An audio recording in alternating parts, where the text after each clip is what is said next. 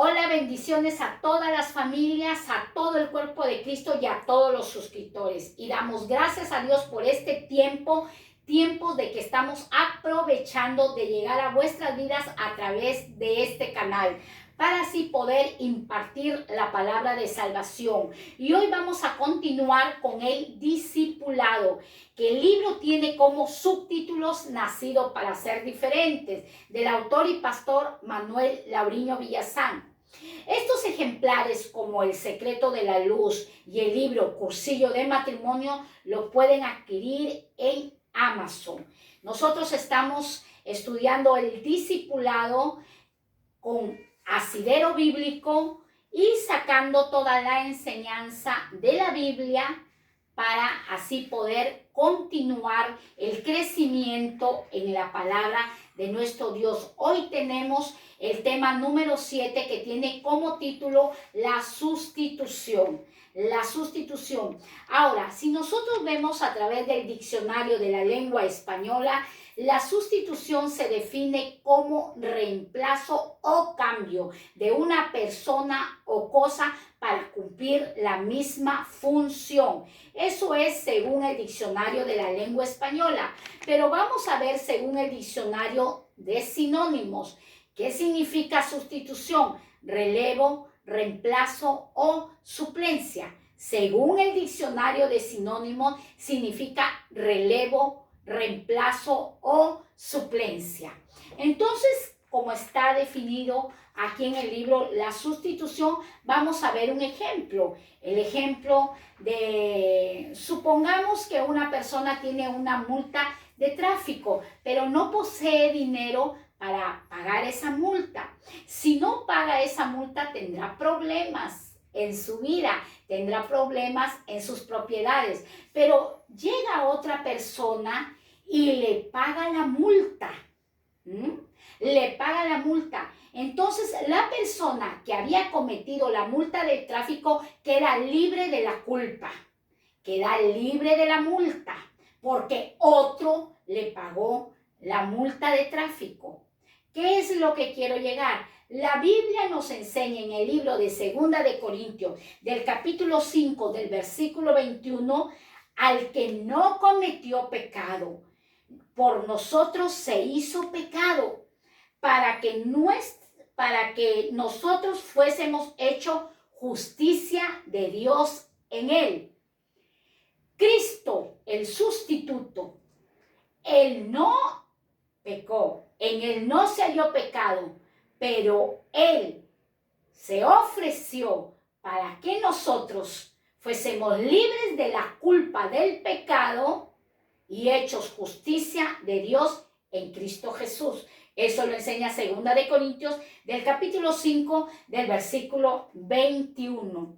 Bueno, entonces vamos a ir 1500 años antes del nacimiento de nuestro Señor Jesucristo, para poder entender lo que es la sustitución. Dice el libro de Éxodo, del capítulo 12, del verso 12 al verso 13. Ustedes pueden usar su Biblia para así poder corroborar lo que estamos estudiando. Dice, pues yo pasaré aquella noche por la tierra de Egipto y heriré a todo primogénito en la tierra de Egipto, así en los hombres como en las bestias, y haré juicios en todos los dioses de Egipto, yo Jehová. El Dios eterno estaba enviando un anuncio, estaba declarando un juicio. ¿A quién? Al líder Moisés. Y le dice, es aquella noche que yo voy a pasar. El Señor estaba tratando de libertar a su pueblo. Ya iban 9 plagas que Dios había enviado a la tierra de Egipto, a la tierra de Faraón. Pero el corazón de Faraón se había endurecido porque Dios lo había permitido para glorificar y manifestar su gloria y su magnificencia. Dice, le da instrucciones a Moisés. Dios instruye, Dios enseña y Dios aconseja. Dice, mira Moisés, aquella noche voy a pasar por la tierra de Egipto. En la tierra de Egipto vivía el pueblo de Dios esclavo por la mano de Faraón. Y heriré a todo primogénito de la tierra de Egipto. Cuando Dios hablaba y decía, heriré a todo primogénito de la tierra de Egipto, incluía también el pueblo de Dios, porque en la tierra de Egipto vivían también los israelitas. Allí también residían los israelitas, así como en los hombres y como en las bestias. ¿Quién es el primogénito? Primogénito es aquel que abrió matriz, ya sea de mujer o ya sea, como dice el Señor, de bestias. Dice, y haré juicios en todos los dioses. Me glorificaré, verán mi poder todos los dioses con D minúscula. ¿Quién lo habló? ¿Quién lo decretó? Yo, Jehová, el Dios de los ejércitos. Dios estaba dándole instrucciones a Moisés. Dice, y sangre os será por señal en las casas donde vosotros estéis, y veréis la sangre y pasaré de vosotros, y no habrá en vosotros plaga de mortandad cuando heriré la tierra de Egipto. El Señor estaba declarando juicios a la tierra de Egipto, pero Dios estaba preservando y cuidando a su pueblo. Pero él tenía, este hombre de Dios, aquí vemos un representante, Moisés, el Señor le decía, en todos los dinteles de las puertas y de las ventanas tomarás un cordero limpio, un cordero, vertirás su sangre y la rociarás por todos los dinteles de las puertas y de las ventanas. Cuando yo envíe el juicio, que es el ángel de la muerte verá la sangre y no entrará y no destruirá a ningún primogénito de la tierra que está en Egipto. Dice, porque tal es la mortandad que Dios había enviado. Era una plaga y la plaga era la mortandad para todos los primogénitos. La muerte de los primogénitos en la tierra de Egipto se sustituía ¿con qué? Con la sangre de un cordero limpio. Juan el Bautista anunciaba, este es el Cordero de Dios que quita el pecado del mundo. Hablaba de nuestro Señor Jesucristo. El apóstol Pablo expresaba estas palabras y decía que que Cristo es la Pascua. ¿Por qué? Porque al hacer esta simbología de la sangre, anunciaban al Cordero de Dios que quita el pecado del mundo, a nuestro Señor Jesucristo, al que sustituye para quitar nuestros pecados. Entonces nosotros hemos podido ver, yo he podido hacer estas imágenes de las cuales el Señor tiene mucha bendición al entregar a su Hijo en sustitución de nuestros pecados. ¿Qué estaba usando? La sangre de un cordero, que se estaba usando para que la mortandad no llegase a los primogénitos israelitas, la sangre de un cordero limpio. Y como lo dije, el apóstol Pablo dijo que Jesús es nuestra Pascua. Desde allí, desde ese momento de Éxodo, se inicia la fiesta de la Pascua. Entonces nosotros podemos ver Mateo capítulo 27, versículo 15 hasta el verso 16, vemos que la palabra nos enseña, ahora bien, en el día de la fiesta acostumbraba el gobernador soltar al pueblo a un preso. ¿De qué fiesta estaban hablando? De la fiesta de la Pascua. Dice, el que quisiese, en la fiesta de la Pascua, se era dado por ley de los gobernadores del imperio de Roma soltar a un reo, soltar a un preso. El verso 16 dice, y tenían entonces un preso llamado Barrabás, un famoso, un preso Barrabás, un hombre violento, un hombre ladrón, un hombre vil, sin escrúpulos, del cual estaba detenido para ser condenado por mano de los romanos. Aquí vemos a Pilato y aquí vemos a nuestro Señor Jesucristo, el sustituto. Vemos el siguiente verso, del cual dice el verso 20, hemos pasado al verso 20, tú puedes leerlo en tu Biblia, Reina Valera, versión 1960. El verso 20 dice, pero los principales sacerdotes y los ancianos persuadieron a la multitud que pidiesen a Barrabás y que Jesús fuese muerto. Miren, este gobernante llamado Poncio Pilatos, él no hallaba delito en el Señor Jesucristo, pero él tenía temor a las autoridades, porque esta crucifixión le estaban haciendo el pueblo, los judíos, los fariseos, los escribas, los sacerdotes, aún los poderosos como Herodes, como Pilato.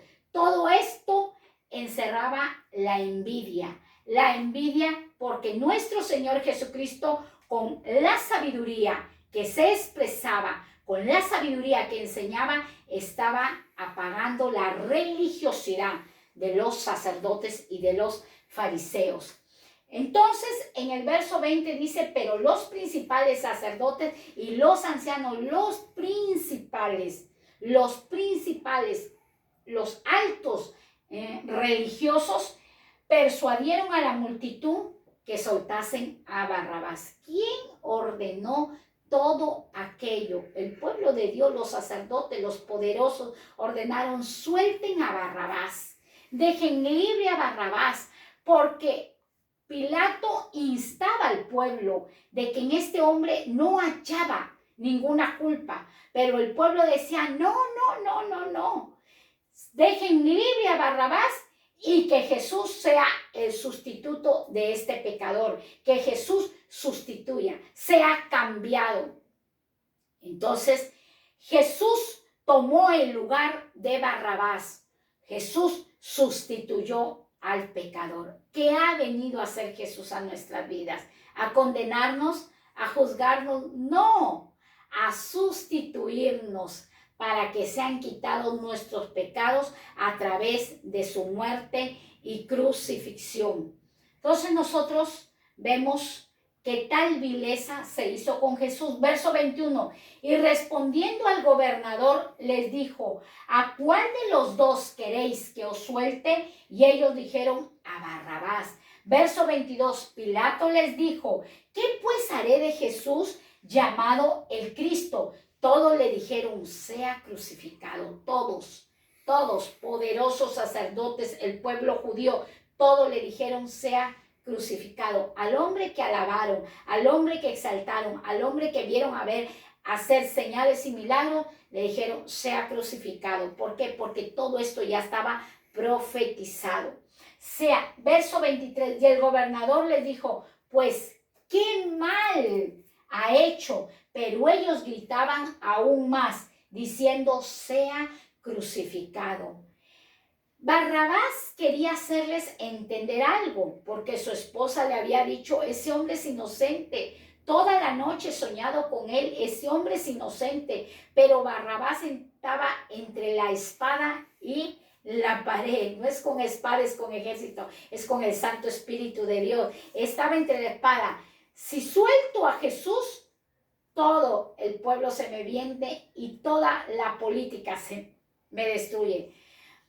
¿Qué hago? Él vio su bienestar. Hoy en estos tiempos la gente ve su bienestar y dice, ¿por qué tanto hablan de Jesús? ¿Y qué tiene que ver Jesús con nuestras vidas? Tiene que ver mucho. Mucho tiene que ver Jesús en nuestras vidas. Sabemos que nosotros, siendo pecadores, necesitamos de un sustituto que ocupe nuestro lugar para que seamos libres de toda culpa. Jesús se ofreció como el cordero inmolado. Dice, qué mal ha hecho este hombre, qué mal ha hecho este hombre. Él no hallaba culpa en Jesús, pero ellos estaban instados por la envidia, instados por la maldad. Crucifícalo, crucifícalo. La crucifixión era la peor clase de muerte que habían dejado por herencia los bárbaros, luego los persas, luego los griegos y se perfeccionó con los romanos. Los romanos perfeccionaron la crucifixión para que la persona sea el personaje muera con extremo dolor. Ellos perfeccionaron esta crucifixión para toda persona. Qué maldad y qué crueldad se cometió con nuestro Señor y Salvador. Ahora, consecuencias de la muerte en la cruz. ¿Qué consecuencias trae la muerte de Jesús en la cruz? ¿Qué consecuencias? Entonces nosotros decimos, pero ¿por qué Jesús tuvo que ir a la cruz del Calvario? ¿Por qué tuvo que morir tan cruelmente, tan dolorosamente? Porque toda su muerte traía consecuencias. Toda la crucifixión traía consecuencias para toda la humanidad. Y vamos a ver que esas consecuencias favorecen al ser humano. La primera consecuencia de la muerte de Jesús en una cruz, que tenía que cumplirse lo que está escrito en las Sagradas Escrituras. La primera consecuencia es que tenía que cumplirse todo lo que declararon los profetas, inspirados por el poder del Espíritu Santo. Lo leo, Lucas capítulo 24, versículo 46. ¿Qué dice Lucas 24? Del verso 46. Y les dijo así: está escrito, y así fue necesario que el Cristo padeciese y resucitase de entre los muertos al tercer día. Era necesario que el Cristo padeciese, que fuese a estas torturas de los romanos, a estas cosas tan perversas que hicieron. Como lo dije, por herencia lo dejó los bárbaros, luego los persas, luego los griegos, y se perfeccionó con los romanos. Tal vileza hicieron con un inocente, pero Jesús estaba yendo como un sustituto. Jesús padeció, murió y resucitó de entre los muertos al tercer día. La segunda consecuencia de la muerte de Jesús en la cruz hay una reconciliación del hombre con Dios. Hay una reconciliación del hombre con Dios. Colosenses, del capítulo 1, del versículo 21 hasta el verso 22, Colosenses, capítulo 1, verso 21 al verso 22, ¿qué nos enseñan las Sagradas Escrituras en Colosenses? Y a vosotros, que en el tiempo pasado, éramos extraños, éramos enemigos en vuestra mente, haciéndolo las malas obras. Mira cómo en nuestra mente hacíamos aún con nuestros pensamientos maquinábamos, tramábamos, planeábamos ¿qué? Malas acciones, malas obras. Os ha reconciliado en su cuerpo de carne y por medio de la muerte. La muerte de Jesús y la resurrección de Jesús, que trae reconciliación del hombre para con Dios. ¿Para qué? Para presentarnos santos, sin manchas e irreprensibles delante de Él. Eso era la consecuencia de la muerte de nuestro Señor Jesucristo en una cruz. Eso era reconciliarnos. ¿Y dónde nos iba a reconciliar? En su cuerpo de carne, en su cuerpo mortal. ¿Por medio de qué? De la muerte. ¿Para qué? Para presentarme acepto delante de nuestro Dios. Ahora, en la tercera consecuencia de la muerte de Jesús en la cruz, Satanás es vencido. Satanás es vencido. Así que si tú estabas enojado o disgustado con Dios o encolerizado con nuestro Dios eterno, y esto yo lo decía cuando yo era niña: mamá, ¿por qué Dios es tan malo? ¿Por qué llevó a su hijo a morir en una cruz? ¿Por qué no lo salvó? Mamá, así como tú me cuidas, ¿por qué papá Dios no cuidó a su niño Jesús? Mamá no conocía de la palabra de Dios y no me lo podía explicar. Ahora doy gracias a Dios. Mamá nos explica la palabra de Dios, pero cuánto más el Espíritu Santo nos revela los misterios y los secretos para todos los que le creen. Entonces dice que Satanás es vencido. Era necesario ir a un calvario para vencer a Satanás. ¿Cómo Jesús iba a vencer a Satanás? En Hebreos capítulo 2, versículo 14. Hebreos capítulo 2, verso 14. Así que por cuanto los hijos participaron de carne y sangre, ¿qué hicieron? Crucifíquenlo, mátelo. Él también participó de lo mismo para destruir por medio de la muerte al que tenía el imperio de la muerte. Esto es, ¿a quién? Al diablo, a Satanás. Unas palabras tan feas de decir diablo y Satanás, pero ese es el título que el enemigo tiene en las Sagradas Escrituras. No tiene otro título, sino diablo, Satanás, serpiente antigua, león rugiente.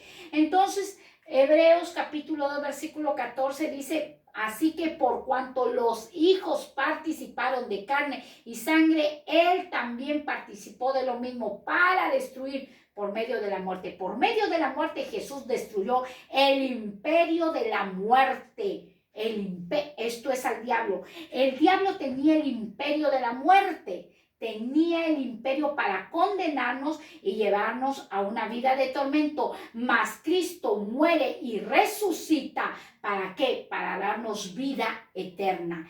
Este cuerpo físico un día partirá. Todos, cristianos y no cristianos, discípulos y no discípulos del Señor Jesucristo, todos atravesaremos la muerte. Pero el Señor nos promete resucitarnos juntamente con Él y regalarnos la vida eterna.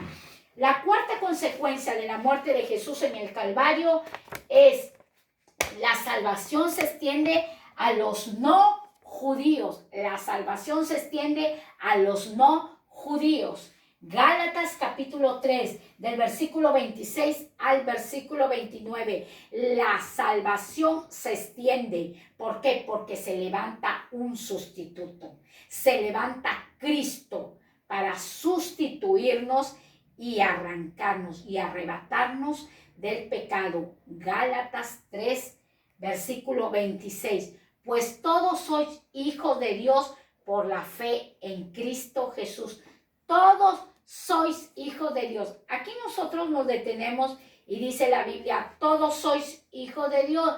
Pero hermana, muchos dicen, unos son creación de Dios y otros son hijos de Dios. Sí, unos son creación de Dios y otros son hijos de Dios. Pero ¿por qué aquí la Biblia está revelando todos sois hijos de Dios? Por la fe en Cristo Jesús. ¿Cuándo vamos a ser hijos de Dios? Cuando creamos a estas enseñanzas, cuando creamos a esta palabra, cuando creamos lo que la Biblia dejó del sacrificio grande de nuestro Señor Jesucristo. Seremos hijos de Dios por la fe en Cristo Jesús. ¿Y cuál es esa fe? Que Jesús murió por nuestros pecados y su sangre nos limpian de todo pecado y sus llagas nos sanan de toda herida. Heridas que hay en el alma, las llagas de Jesús tienen poder para sanar. Heridas que hay en nuestro cuerpo, las llagas de Jesús tienen poder para sanarnos. Nuestros pecados, dice que así amontonemos jabón y lejía, la mancha de nuestro pecado está delante de nuestro Dios. El ingrediente para quitar los pecados en la vida del ser humano es la sangre de un cordero inmolado. ¿De quién? Del sustituto. Jesús se ofrece como un sustituto para liberar a toda la humanidad.